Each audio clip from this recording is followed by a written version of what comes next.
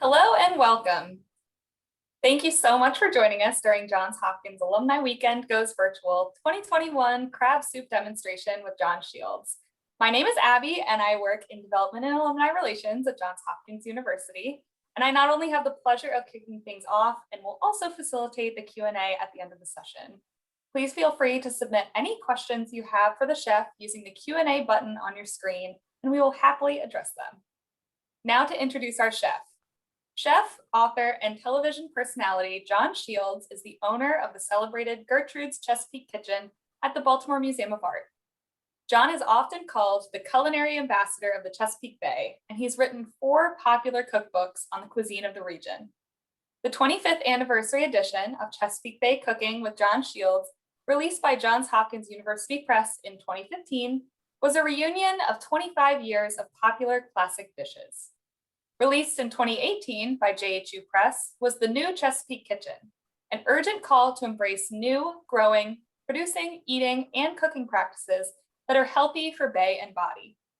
During his appearances and in his writings, John expresses his passionate convictions about healthy eating and the importance of supporting the growers, producers, and food artisans of one's region.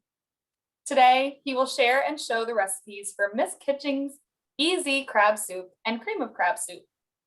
Whether you're cooking along or just watching for fun, we really hope you enjoy. Here's Chef John. Abby, thank you so much. I've been looking forward to this for like weeks, and nothing that I like better than talking about food, talking about the Chesapeake and the food from our region. And what a better group of people to share that with JHU alumni. Obviously, there's been a long, like almost going on 25 years relationships between Hopkins, myself, and Gertrude's restaurant at the Baltimore Museum of Art.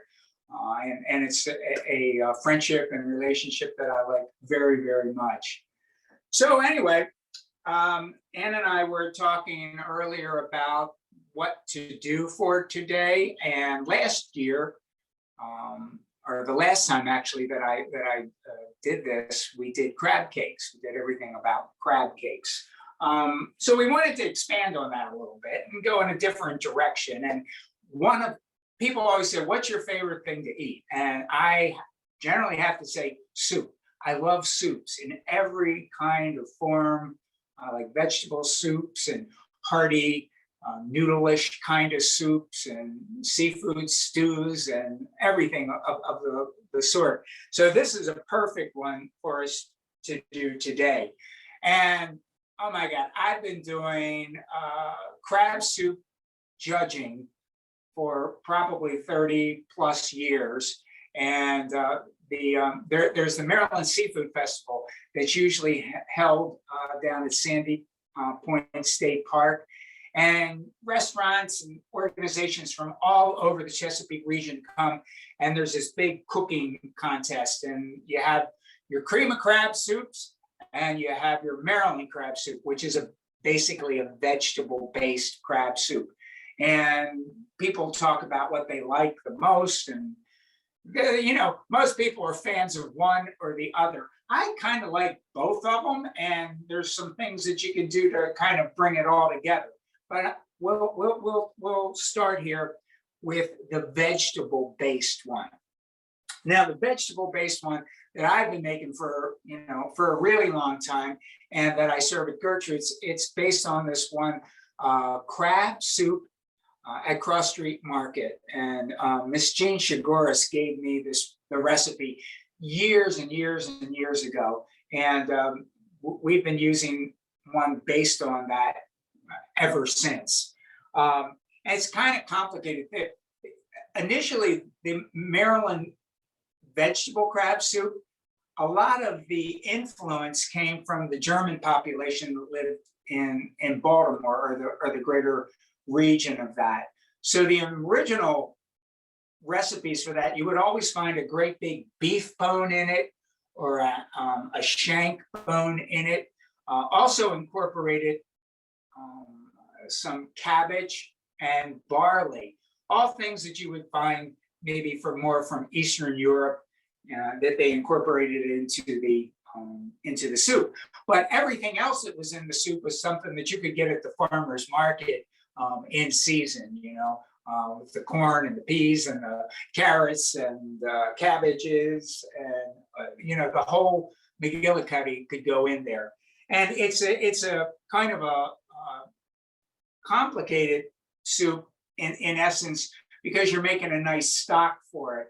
And I make it sort of like I'm making a fish stock, but then I'll put some crab bodies, like the shells, the backs of crab in there, and just let that go for about an hour. And so the whole stock has this beautiful flavor of crab, and it's something to love.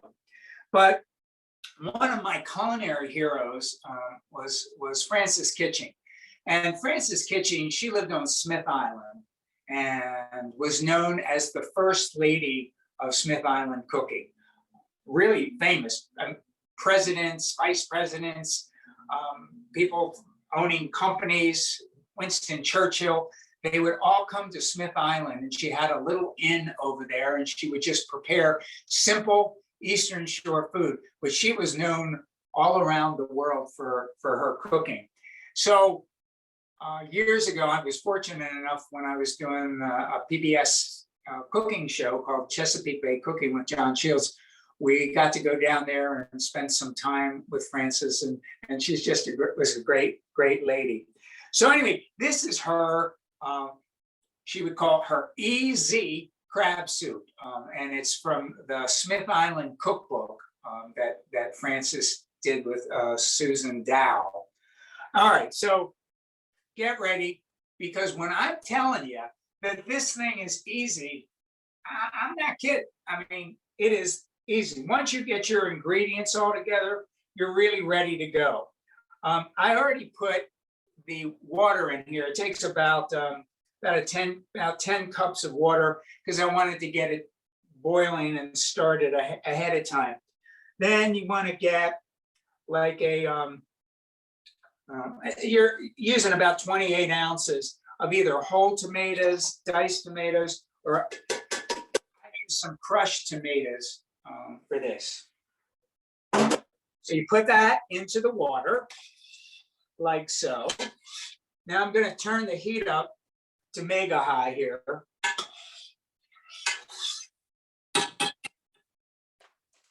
So I went over to the store and I got myself some organic mixed vegetables. All you need to get is like 2 bags, 2 standard size bags. They're almost a pound each. And obviously it's what we all know from going through the cafeteria line for the mixed vegetables with the carrots and the peas and the corn. And so I got the organic version here. Put those in like so. Give that a stir. Then Frances would use some ham, just like a baked ham. I have some honey ham here, and it's not much. It's about a cup of any kind of ham that you would like. If you don't want to use ham, you could use a smoked turkey product. Or if you don't want to do that, you don't have to do any of it. Sometimes when I don't want to put any meat product in a soup that's calling for ham, I have some of that. I got a bottle of liquid smoke, and all you do is put a couple drops in there. You don't need much. It's really powerful. Just a couple drops in, and you get all that flavor that you would get from the ham, but you don't get any of the fat or anything else from that. But anyway, I'm trying to stay somewhat true to form to Frances today. I'm just going to take and cut the ham up just into hunks or pieces, like so. And then we're going to do another stir here. And it says she put a little bit of salt in. I'm going to just take here and put a little bit of Old Bay, just because I like Old Bay. And you don't want to put too much in. Old Bay is good in moderation. I know people go crazy for it and they put it on everything. I mean, I have people, they'll just pile it on top of a crab cake after you made it, which I think is a sacrilege. They do everything with it. I think people even put it in hot water and soak their feet. But I've not tried that. All right, got that in there. And then I'll put another pinch of salt in. So I generally use like a sea salt when I cook, but any salt will be just fine. Turn this thing all the way up. Now, in a little nod to the kind of Germanic crab soups, I have about a cup or so of shredded cabbage. Stir that in here. And next, we have some egg noodles. These are just plain, you can get them in the store, egg noodles. And you put, there's about a cup of those. And just so you got it, and make sure when you read the recipe, they're uncooked. They're not cooked, they're uncooked. So just stir in. There's not much in there, as you see. The recipe does not call for much of that.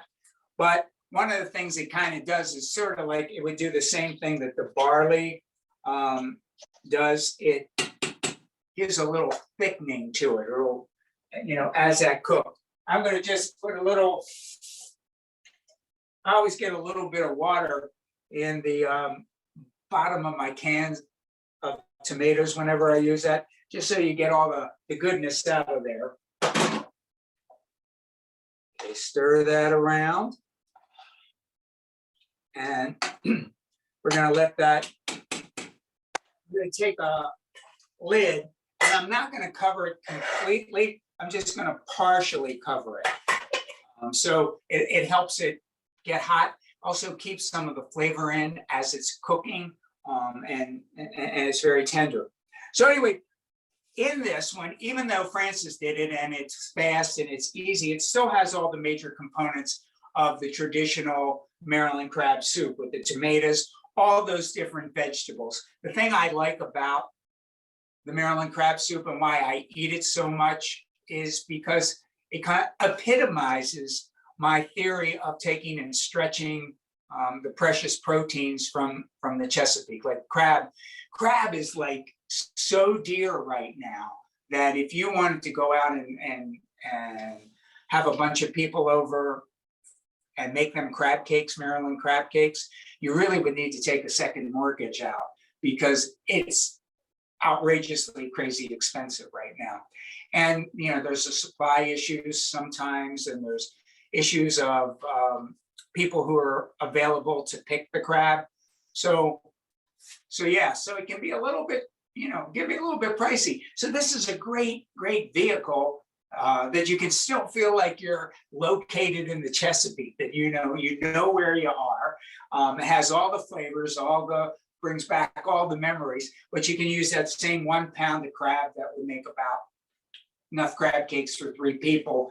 And when we finish this pot, we can probably feed easily 8 people out of that. So it's a good thing to do. So let's talk a little bit about the crab meat that I'm using here. Frances she would usually call for like regular or special or claw. We have so many names for crab meat, and they've changed over the years. I think a lot of times they changed so that they could change the price and get more money out of the thing. But like this is a crab. Well, it's not really a crab, but it kind of like a crab. It gives you the general idea of the blue crab. And so whenever you're hearing about the different grades of crab meat, obviously you know what the claw is. That's all from around here. Then you'll hear about back fin. So these are the 2 swimming fins of the crab.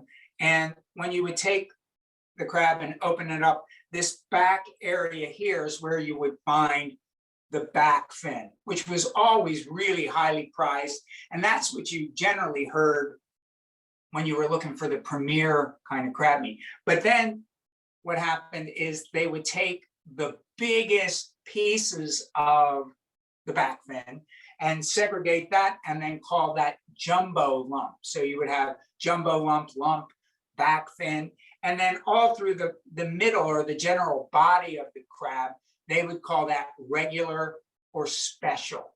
And then you had claw meat.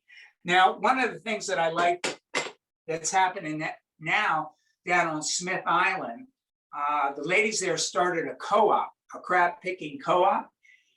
And I think it's the best thing since sliced bread. And it's like, duh, when they pick the crab, all the crab goes into one container. So the meat that you're using to make your crab cake or whatever, contains everything I said: jumbo lump, back fin, special, and claw. It's all the meat that comes in a crab itself. And I find it's so delicious because you're getting all those different flavors and textures. And often the claw meat can sometimes be a bit maligned, and people say, it's just claw meat. Claw meat is absolutely delicious. It's sweet, it's wonderful. And if you're looking for a more economical crab cake, that's a good way to go. You could even mix half claw and half lump together. You get a beautiful, beautiful crab cake. So what's happening right now, you can't hear this exactly, but the thing is coming to a boil, just coming to a boil. And I'm gonna take this pot and move it up here so that Hey, John, we have a question for you in our Q&A that will be kind of related to the types of different crab meat that you were referring to. So this question is from Kim, and they say, I'm sitting here listening to the waves at Cannon Beach, Oregon. I want to make this today. Will Dungeness crab be an okay substitute for the Maryland crabs? Absolutely. Obviously it's a different texture. It's a little bit, you don't get big lumps in it, but it is comparative to the claw.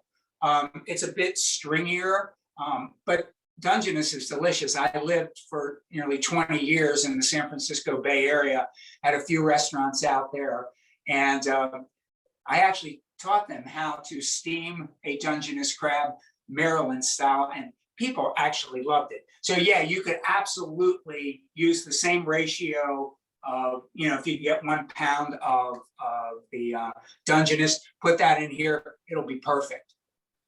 Perfect. So you don't even have to take a trip here to get the crab. You can do it right from there.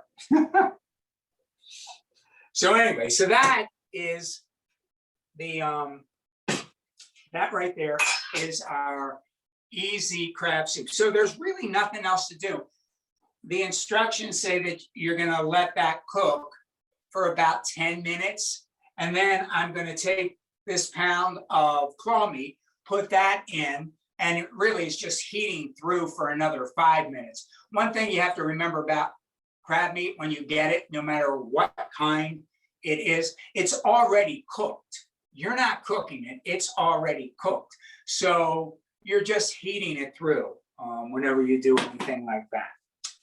Okay. And we have another question in the chat related to temperature. So Kat says, how long does it take the mixture to bring to a boil, and at what temperature? So I have the heat on this like all the way, just about all the way up, and it's just coming to a boil now. So it's going to take about 5 minutes or so for it to boil. And once it comes to the boil, that's when I take it down at that point to about a medium cook. And like I said, I don't have the pot completely covered, so there is still, it's not going to like a crazy boil at that point.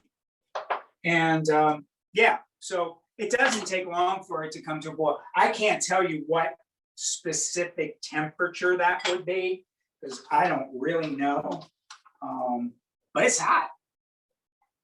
I wouldn't put my hand in there. All right. Any other easy questions right there? Easy crab soup question? That is a great question. So we have a question from Lynn. Lynn says, we are crabbers in Port Charlotte, Florida, and eat crab every day. So this adds a lot to our options. How much, could you confirm how much crab meat you said you used? Was it about a pound? Yeah, I used a pound for this. This calls for a pound. You know, you don't have a pound, a half a pound would work, whatever. But for this particular recipe, a pound is pretty good. Great. So now this is the star of the Chesapeake soup world, the cream of crab. People love the cream of crab. So obviously I've been doing Chesapeake cooking for a really, really long time, and I've had Chesapeake restaurants since 1983. And I can tell you, it's always a 2-to-1 sale. You sell 2 cups of cream and 1 cup of red. 2 cups of cream, 1 cup of red. So people love their cream of crab soup. That is for sure. So where does the cream of crab come from? Where does that originate? Well, many of the soups and recipes that you would find from maybe the 1800s were English in origin. So you would get a lot of kind of cream-based or milk-based or dairy-based. And then around the time of Thomas Jefferson, he would have a lot of his chefs trained in Annapolis because it was sort of the center, a culinary center of the New World. And there were a lot of chefs that had traveled there and worked there from France. And so if you look at any of those early cookbooks and those early recipes, you see a lot of things that are French in nature and have French cooking techniques. So we do have, obviously there's cream involved in this, but there's also, the base is a roux. And for those of you who don't know what a roux is, it's just a thickening agent. And it generally is equal parts oil or butter and flour. So for this one, you know, we want a kind of a delicate soup. So I just melted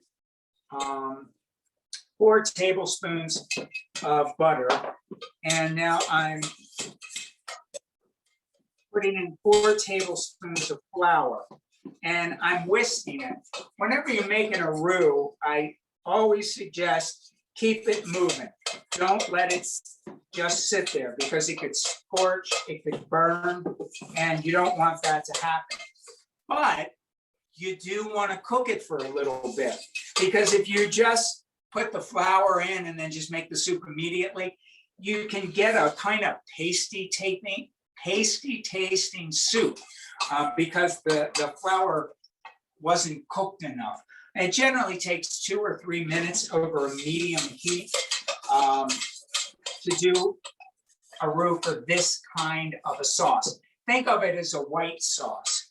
Now, when we think of like Louisiana, and when you hear a roux being made, you're thinking dark. For the gumbo, I'll put a little bit of butter in, but I use mostly oil with it because we're going for a high temperature for Louisiana or a gumbo style roux. And you get that really, really hot, and you keep stirring it really quick, and it gets really, really brown and a reddish brown. Sometimes it's likened to a rusty nail, the color of a rusty nail. But for a classic crab soup, you don't want that to happen. I'm just cooking the flour a little bit. I'm not trying to get a color on this flour, so I can kind of show you a little bit there. You can see it's just very pale, very, very pale, very, very pale color. So now I'm going to take some onion. It's about 1 small onion cut up. I'm gonna stir that in. And then took about a quarter cup of minced shallots. So we got a lot of oniony kind of stuff going on in here. And I like to cook all those vegetables in the roux, because as you do, they pick up a lot of flavor of the butter.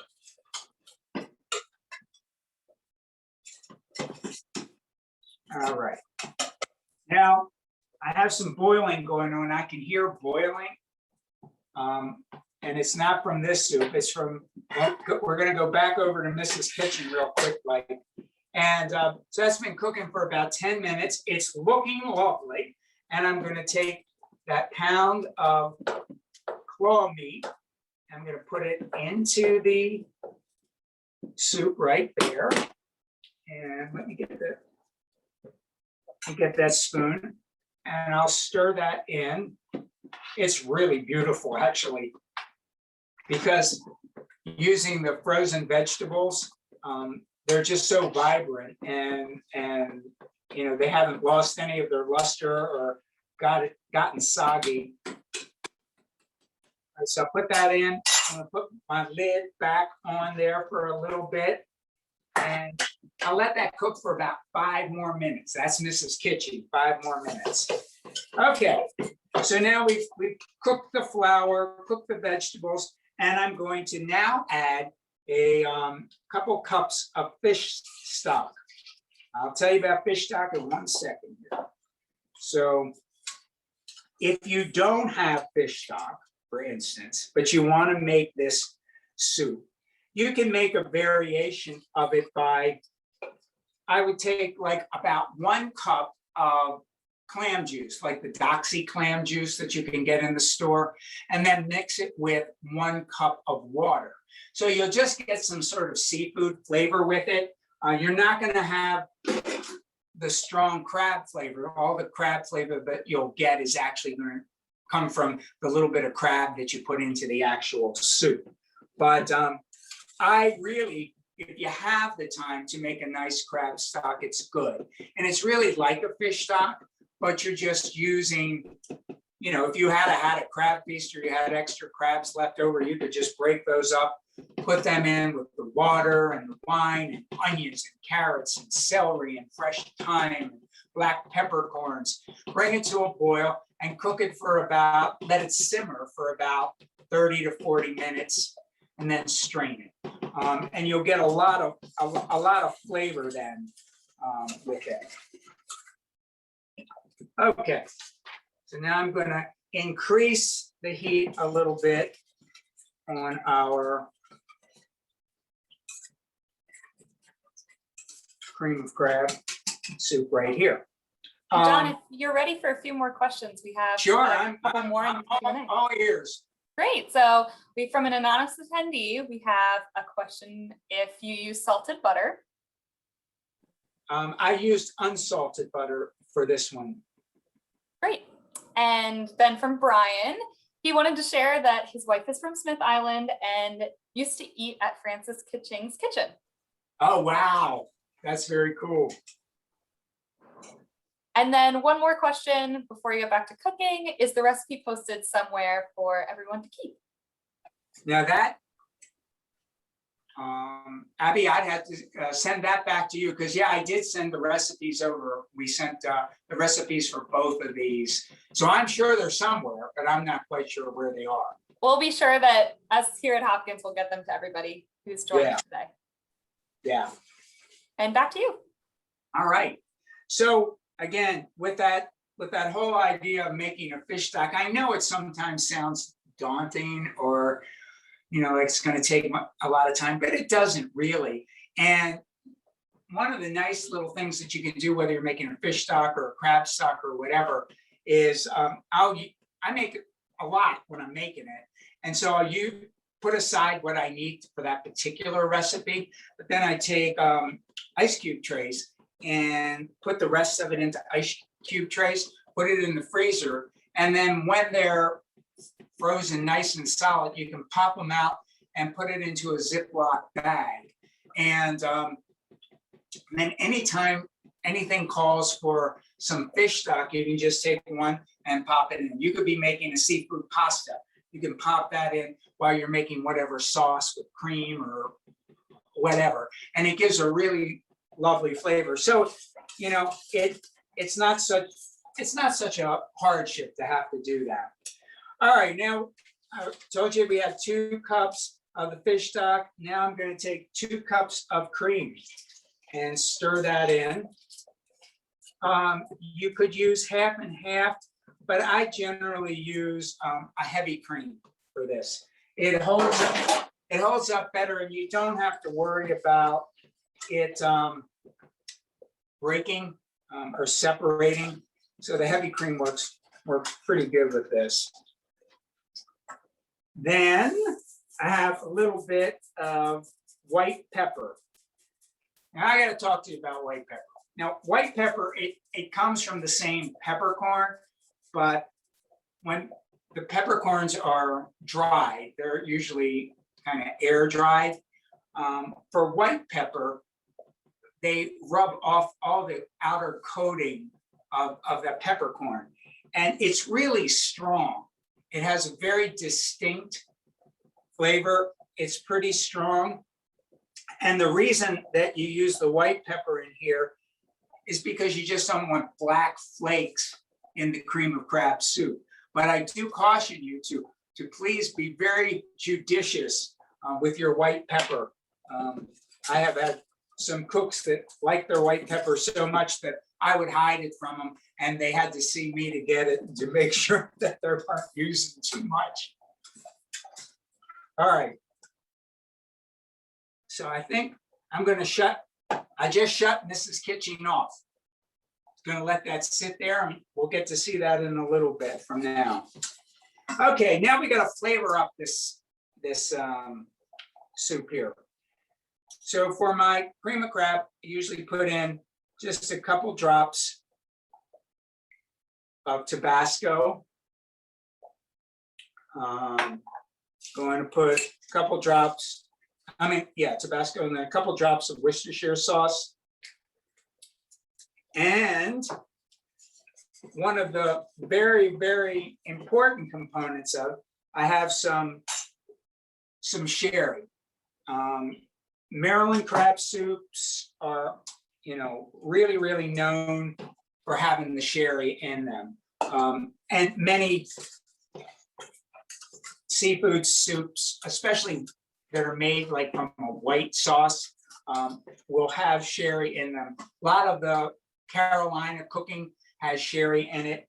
And for any of you who, people often ask me, well, what's the difference between like a cream of crab that we make here and a she crab soup like they have in New Orleans or around Tidewater, Virginia? Well, it's basically the same thing. It's really basically the same thing. But besides putting some crab meat in it, they actually put the roe of the steamed crab. So obviously it's a female crab steamed, and when you break it open, if they're ready to make babies, there'll be roe, pink roe, all in it. So they would take the roe, and right at the end, when they were finishing their soup, they would stir in the roe, and it gives it a very distinctive, flavor, but also a mouth feel. Think of it, it's like caviar. It's having like little pieces of caviar. Now, a lot of states, Maryland being one, we do regulate the amount of female crabs, being caught, because obviously we catch too many female crabs, we're in trouble. We don't have enough for the population to increase. So one of the ways that people have kind of gotten around that issue and still are able to do a she crab soup is to hard boil some eggs, like so, and then you just take the yolks out like this, and then you can just kind of chop up the yolk like so, It's kind of coarse. You don't want to do it too fine.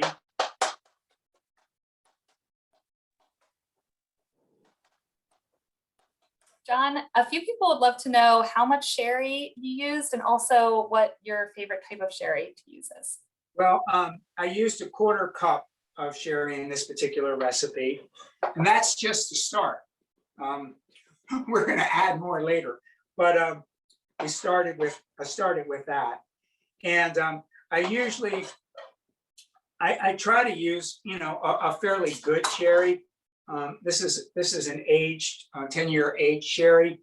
I generally like a dry sherry with it, but it's kind of, we're going to finish the soup with that sherry, so it's better to use one. You don't have to get the finest sherry, 25-year-old age sherry, but get a decent one that you would be good with drinking, as opposed to what I call rot gut, because it's actually going to give a lot of flavor in the soup. So you want to have a good soup. I mean, that would be an important thing there, I think. All right, so now I'm just going to take a touch of salt and put it into the soup here. And I think pretty much we got most of the components that need to be in this soup at this point. You can check it, get a little spoon and see what you think there. Does it need a little bit more of this or that? I think I put another little pinch of salt there.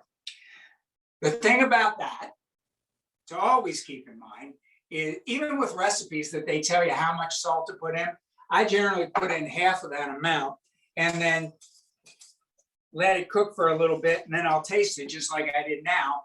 And if it needs more, I add some more, because you can always add a little bit, but you can't take it out. Once it's in there, it's in there, and not too much you can do about it at that point. All right. So how about questions on our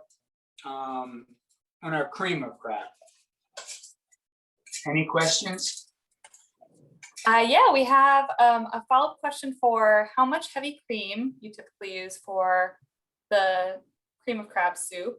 And someone has another question about stock as well. So I'll let you get to the how much cream you use first. Okay, cream, it's equal portions of fish stock and of heavy cream. So in this particular recipe, it's 2 cups of each. It's like a half and half kind of deal. And the stock, what was the question about the stock specifically? Yeah, so I remember you had mentioned about, you had talked about the stock earlier. So if you make your own stock, what parts of the crab do you use for crab stock? They usually discard the lungs, but they were wondering what you would use. Well, I wouldn't use part of the lungs. And the only reason I wouldn't use those is because my Aunt Minnie would probably kill me. Because we had growing up, we learned all kinds of things about crabs. One thing that we learned about crabs, the way people usually ate crabs in the old days, you steamed it and you picked it. And that's how we did. And so you had all the different lore that went on about that particular thing of, my aunts would always say, when we were running around the backyard picking crab and running around, they go, "Come over here. How'd you go eat no ice cream? Because you eat ice cream after you ate them crabs, it turns to stone in your stomach." Now, we have not tested this theory out yet, because we always thought that Aunt Minnie probably knew. Then you have the aspect of steaming crabs and picking crabs to make crab cakes. Crab cakes, legend says that God created crab cakes on the 8th day for people who were too lazy to pick. So that's how they came about. But if we go back to the origins, people would be steaming big bushels of crab and all the crab would be left over. And so you could, after you got rid of all the gunk, you had inside, we would have the devil, the mustard. The mustard we like because it's the fat and it gives it a lot of flavor. The lungs have to come out. because and kind of what they call the dead man or the guts in the middle, because all of those, according to family legend, will kill you. It's not true. We have found that out, but the family legend, they worried about a lot of things in those days. But anyway, you would usually have leftover crabs, or as you were picking crabs, there would be all those piles with the backs of the crabs and the shells left over from the claws. My grandmother and all the ladies there would always save that, because that became the basis for the stock for the soup. The only way that you can really, some places, some fishmongers, like maybe Wegmans or other ones, you can get frozen crab bodies. And you can put those into, to make your crab stock if you didn't have a crab feast or something like that. But you actually do need some kind of a crab shell to make the crab stock. Now, we work with this company down in Cambridge, Maryland, called J.M. Clayton, and they're the oldest producer of seafood on the Eastern Shore. And they make this product now. It's pretty cool. It's called baiter. So you remember we were talking about picking all the, steaming the crab to get the meat out? Well, what they do is take all those shells that are left over, and they design this machine that high pressure crushes all of it with all kinds of strainers and mesh things. And the stuff that comes out is called baiter. So it's like this supercharged, wonderful crab flavor. So I guess if you go down there, you can buy some from them. And we buy it at the restaurant in these big, like, sleeves. And you put some of that into it, it's like magic. I mean, the crab comes to life. I mean, it tastes totally like crab at that point. So anyway, that's kind of what I would use in there and how I kind of use that. So, okay, any more little questions on that crab thing? Yeah, we have a substitution question. So what other wines have people tried in place of sherry, and how does that change the resulting soup? Well, I mean, you could use just a nice dry white wine would work fine with that. I wouldn't go with any reds. You could, let's see, what else would I use? Sherry. Yeah, I think that's probably the only other thing I would probably do is use a white wine in it. Yeah, if you didn't like the sherry, and if you're looking for no kind of sweetness in it, that would definitely be the way to go. Perfect. And one last substitution question. Elizabeth loves cream of crab soup, but is currently dairy free. So do you have any dairy free heavy cream replacements that you'd recommend? Well, for the cream of crab, I just don't know what to tell you with that one. I mean, you could try, because I use a number of different dairy-free creamers for like coffee and substitutes that I use. I use almond milk and I use soy milk. So you could use one of those creamers. You could honestly use one of those creamers. And I'm pretty sure that it would give, if you have a good stock, you're going to be getting that seafood flavor, and you're going to have the thickness, you're going to have the mouthfeel, you're going to have crab in it. So I think that should work pretty much just fine, to do that. I haven't tried it with that, but I'm pretty sure I don't see a reason why it wouldn't work. Perfect. Yeah. All right, so what I got here? Okay, let me grab my little crabby thing here. So here we have, I'm still cooking the cream of crab that we made, but I brought some cream of crab from the restaurant. So what we do right at the end, there is no crab in the cream of crab, technically. When you're making it, it's a white soup, and the flavor is coming from the stock. But what we do at the restaurant is we put some in a little bit and stir it throughout the soup just when we're serving it. And that's what I would advise you to do as well. Do it right when you're serving it. And then I put a little bit more on top. And then you could either do a dusting of paprika, or you could do just a tiny, tiny dusting of Old Bay. And then I don't do this at the restaurant, but when you're having a dinner party and you're going to serve like the cream of crab, often people send a little like a cup out with some of this sherry, the good stuff, and people will often just right when they're getting ready to start, just pour a little in and stir it all through for a real good experience, the ultimate crab experience. So anyway, that is how you make an authentic Chesapeake cream of crab soup. And I think there are some things in the world that are just so good, and people are so excited and crazed about it that that is one of those things. All right, now I think before we finish up on this particular crab soup extravaganza, and again, remember I was chopping up all those egg yolks. If you had wanted to have a she crab soup, you could stir that in right before you serve that as well. And there you go.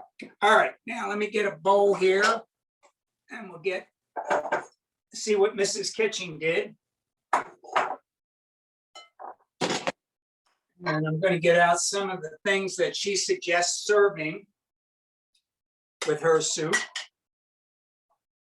Mrs. Kitching always, she was big on biscuits. She would make a lot of biscuits, and she also liked saltines. Now it was interesting, when you would go down to Smith Island, a lot of the things, especially even if they were using dairy, many things were canned. They're either canned, tinned milk, vegetables could be frozen. In the summer, obviously, they could have fresh things, but there wasn't a lot of land to grow there. And so you would find a lot of things that would be brought in from the outside. But this is, look at this. I mean, this, you can make a whole meal out of it. You have the big noodles in there, wide noodles.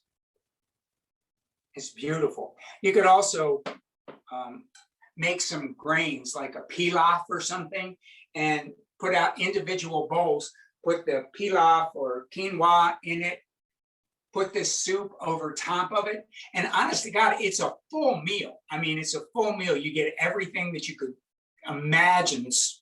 It's what I call bay and body friendly food. It's good for the bay, it's good for your body, it's good for the environment. And I think that's the way we need to think as we approach kitchens for the 21st century. How can we put less stress on the bay? So that's even if you're thinking about making a chicken and you get a local chicken. You can take that chicken and turn it into many things. The first day you can have some nice chicken dinner. Then it turns into chicken salad or a chicken soup or a chicken stew. So you're taking that one chicken and you could probably feed 6 people off the first go around. Then you could still get your salad out of there. You could get a soup that'll last for a number of days, and using all kinds of fresh vegetables to make all those other dishes. So you're really taking that, again, precious protein and sort of just stretching it out. And it really is bay and body friendly food. And that's the way I see cooking going for us if we want to keep the Chesapeake healthy and keep ourselves healthy. So any other questions here?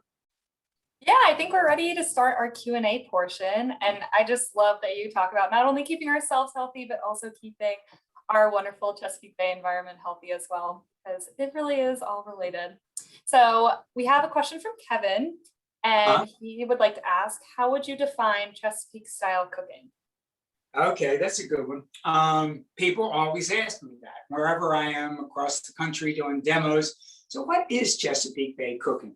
Um, I think it's best described by Captain John Smith from when he sailed in the waters in 1650. And he wrote in his diary that the fish were so thick, we attempted to catch them with frying pans. That sets the tone for Chesapeake Bay cooking. It's about taking the freshest, the best of the entire watershed, the land, and treating it very, very, very simply. Obviously, it's crab, it's oysters, it's finfish, it's corn, melons, all of the things that comprise the Chesapeake watershed. And it's interesting, many people that have, gotten my books throughout the years, especially the first one, Chesapeake Bay Cooking, they always say, come and say, John, we love the book so much. One of the best things, we didn't have to go out and buy that much stuff. It's the things that we already have in our pantries. It's really a simple style of cooking. It really is about using fresh ingredients and not muddling them up too much. You'll find that with people talking about their crab cakes on the Eastern Shore. Like Eastern Shore people would take an egg like you do to make your crab cake batter, and then they would just take some melted butter, lemon juice, maybe a little bit of prepared horseradish, and that's all that would cover those beautiful lumps of crab. It's like bathing them in lemon butter. They didn't want to have a lot of other flavorings in there. It's like a rockfish. My grandmother, she would make a rockfish in the winter. We'd get it. She would roast it in a pan. She'd put a little milk around it so some steam would come up, a little pat of butter, salt and pepper, and maybe 2 strips of bacon on top of it, and just roast it. So what you were tasting was just the magnificent flavor of the rockfish. So yeah, when I'm thinking of what is Chesapeake Bay cooking, it's using everything from our region and treating it with great respect. Well, that sounds absolutely delicious. And kind of on the similar subject, what other crab dishes do you prefer? This question's from David. For example, crab imperial or crab Newburgh, etc. Well, like I said when I started this, my favorite thing is crab soup, and the red crab soup is my double favorite. And so for years, probably for the first 5 years while I was at Gertrude's, I never had time to eat really. I was busy all the time. So every day that was my go-to. I sometimes would put some mashed potatoes in the bottom of a bowl, put the red crab soup all over it, and that was my main meal of the day. So yeah, I love that so much. And a lot of people these days are asking if they can have half and half. So you make a bowl and you put half cream of crab soup in, and then you ladle the other one of half red crab, and then they go like this and mix them together, and that's delicious too. But I guess my special occasion things are like I love crab cakes on a special occasion. I love rockfish on a special occasion, and I love crab meat imperial as well. But the two that I think go so together so well is beautiful wild rockfish covered in crab meat imperial. First you sear off the rockfish, put the crab imperial on it, bake it. Oh my God! I think if I had a last supper, that might be it. That sounds incredible. And I don't know about anyone else, but this is making me so hungry for amazing local seafood. And I think that was just the tip of it. So we have another question, kind of some questions regarding the recipes themselves.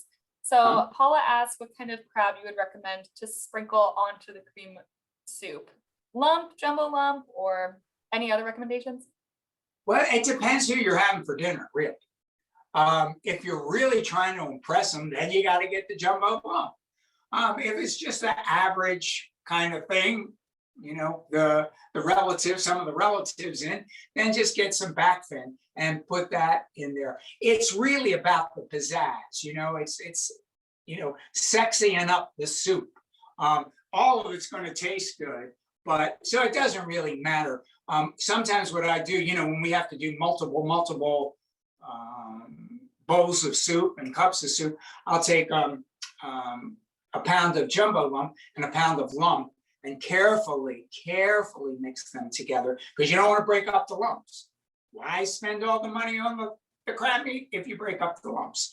So yeah, you could mix that and then you could get more mileage out of the whole thing. But it needs to look pretty. I agree. That's just the best, some of the best part of that too.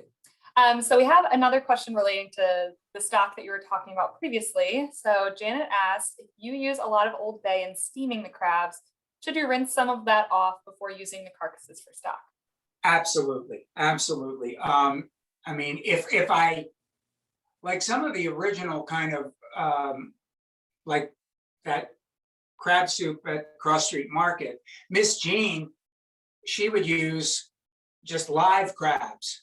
She'd get the live crab, she would open it live and then put it in to make the soup and the stock of the soup. So that had no seasoning on it at all. And so that was a great question, because if you had leftover, I would definitely rinse it off first before you were gonna make your stock. Otherwise the stock would be too salty. Perfect. And we've also gotten multiple questions about using a bay leaf. So would you like to talk more about the use of bay leaf? I did. I put a bay leaf in this one. Bay leaf, I think of them as perfume. They have a very subtle kind of flavor, but generally any long simmering kind of stew, it could be meats, it could be chicken, it could be a cream of crab. If you put a bay leaf in, it just gives it a different, just a very subtle, different kind of flavor. And sometimes what I used to do is I would take a bay leaf and I would light the stove. I don't have a gas stove here, but I have a gas stove, and I just quickly put it into the flame, put it out, and this amazing aroma would come out, and then I would put it into the pot. But bay leaves are good. That's perfect. That sounds like it would just smell so wonderful. So we have a question about ingredients. So are there any brands of crab meat at supermarkets that you would recommend over others if someone doesn't have access to get fresh crab? Sure. So there's many different ways to obviously get the crab meat. The number one optimal thing, if A, you can afford it, and B, if you can find it, is fresh Maryland or fresh domestic, from the Carolinas, from Florida, from wherever. That's the ideal crab meat to be able to use. But often you can't get it, or sometimes it's just unaffordable. So I guess most people have been to Costco, or they've been to some of the bigger stores, and you'll find Phillips has a pasteurized product, and it comes from different areas. It could be coming from Mexico, it could be coming from South America, it could be coming from Southeast Asia. And so that's not a bad crab meat, especially for like the red crab, because when those pasteurized types that are coming from far away, generally they clean the crab. If they're almost, not literally, but almost like bleaching it, because they want to get out the fat from it, because the fat's the thing that can spoil. But for me, the fat's the thing that gives it a lot of flavor. So if I have to use that type of crab, I put it into a dish that has a good bit of seasoning, a good bit of pizzazz, and then the flavor's fine and the mouthfeel is fine, and it's all good like that. So you can buy that pasteurized. You can sometimes find that frozen. So I generally, fresh is the optimal. Pasteurized is good. Frozen, now if you do frozen, get the crab meat and defrost it in the refrigerator. Put it in the refrigerator overnight. And one of the even better things to do, if you can, put it in a colander with a bowl underneath and let it defrost for 12, 24 hours.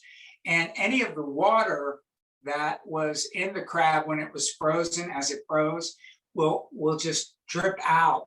And then it's really good. And then it works very, very well. So any of those work nicely. Now, the ones that I will definitely advise against, people have said, well, you know, they have that crab in cans that you can get, you know, it's in the tuna fish aisle. And I said, no, no, no, no, no. The only thing that's good is cat food. I would not use it for crab cakes or for anything that you're trying to have a really good crab dish. Those are all helpful options to know, especially avoiding the canned crab, especially for all of our friends, Hopkins friends from across the country that are sadly no longer close enough to have our wonderful locally sourced crabs. So that does bring us to the end of our Q&A session. And John, before we close out, I want to pass it to you just for any last words. And I also want to let everyone know that we have recorded the session today, so you all will have access to view that at a later time when you're ready to cook the soup for whatever occasion that you would like. And we'll also be sending the recipes out as well. So before we close out, John, any last words? Well, the one thing that I always tell anyone that's listening, wherever they are, especially if they're living here, the way that we shop, the way that we cook affects everything. When I was, saying bay and body friendly food, get ye to, number one, a farmer's market or a small independent grocery and try to do as much of your shopping there as you can. That keeps the money in our local food economy.